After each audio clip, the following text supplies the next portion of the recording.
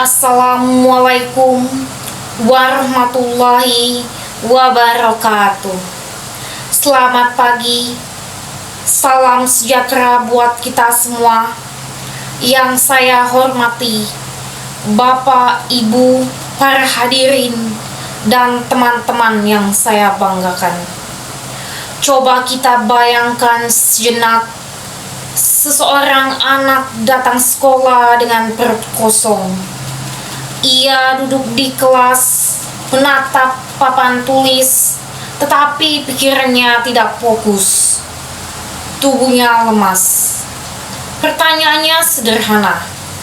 Bagaimana mungkin seorang anak bisa belajar dengan baik jika ia lapar?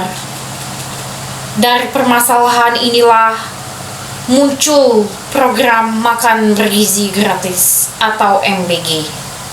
Sebuah kebijakan yang bertujuan meningkatkan kesehatan dan kualitas belajar siswa. Namun, di balik niat tersebut muncul berbagai pandangan-pandangan. Ada pandangan yang mendukung dan ada pula pandangan yang mengkritik. Oleh karena itu, pada kesempatan ini saya akan membahas pro dan kontra dari program MBG secara seimbang dan kritis. Latar belakang. Masalah gizi masih menjadi tantangan di Indonesia. Tidak semua anak mendapatkan makanan bergizi setiap hari. Akibatnya, banyak siswa yang mengalami kurang energi, sulit konsentrasi, dan bahkan gangguan pertumbuhan. Program MBG hadir sebagai solusi untuk memastikan setiap anak mendapatkan asupan makanan yang layak di sekolah. Namun, sebuah kebijakan besar tentu tidak lepas dari tantangan. Argumen pro kelebihan MBG. Pertama, MBG meningkatkan kesehatan dan konsentrasi siswa. Anak yang mendapatkan gizi yang cukup akan lebih fokus dalam belajar. Mereka lebih aktif, bahkan lebih semangat dan tidak mudah lelah. Kedua, mengurangi kesenjangan sosial. Tidak semua siswa berasal dari keluarga yang mampu. Dengan MBG, semua siswa mendapatkan kesempatan yang sama untuk makanan-makanan bergizi. Ketiga, mendukung kualitas pendidikan jangka panjang. Gizi yang baik berpengaruh langsung terhadap perkembangan otak. Artinya, MBG bukan hanya memberi makan, tetapi juga membangun generasi yang lebih cerdas.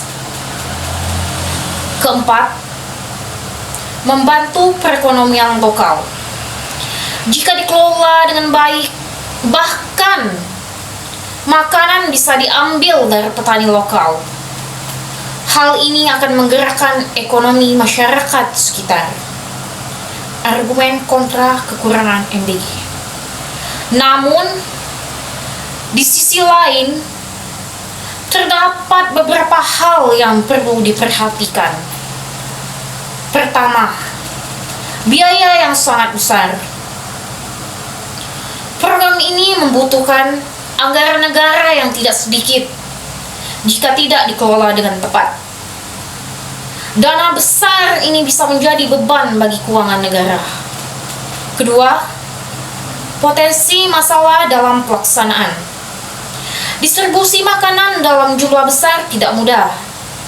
Resiko yang bisa diambil terjadi antara lain kualitas makanan tidak terjaga, keterlambatan distribusi, bahkan pemborosan. Ketiga, potensi penyalahgunaan anggaran. Dalam program besar, selalu ada risiko dan korupsi atau penyelewengan. Ini menjadi perhatian serius yang tidak bisa diabaikan. Keempat, resiko ketergantungan. Jika tidak diimbangi dengan edukasi, program ini bisa membuat sebagian siswa atau keluarga menjadi kurang mandiri dalam memenuhi kebutuhan gizi.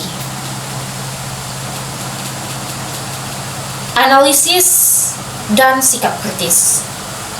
Dari kedua sisi tersebut, kita bisa melihat bahwa MBG bukan sekedar program sederhana. MBG adalah kebijakan yang baik dalam tujuan, namun menantang dalam pelaksanaan. Oleh karena itu, yang dibutuhkan bukan hanya dukungan, tetapi juga pengawasan dan evaluasi yang ketat. Program ini harus tepat sasaran, transparan, dan berkelanjutan. Interaksi dan pertanyaan retoris.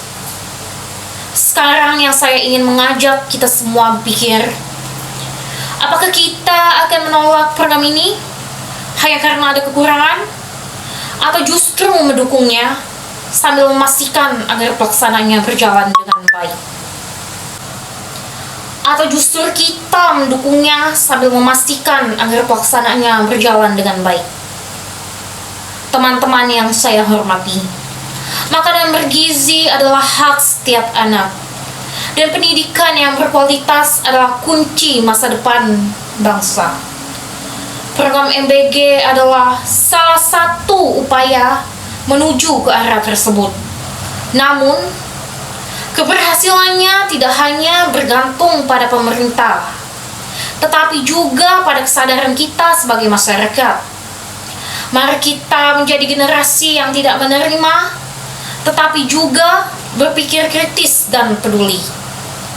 Karena pada akhirnya, masa depan bangsa ini ditentukan oleh bagaimana kita mengelola kebijakan hari ini.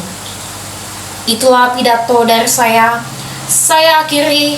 Wassalamualaikum warahmatullahi wabarakatuh.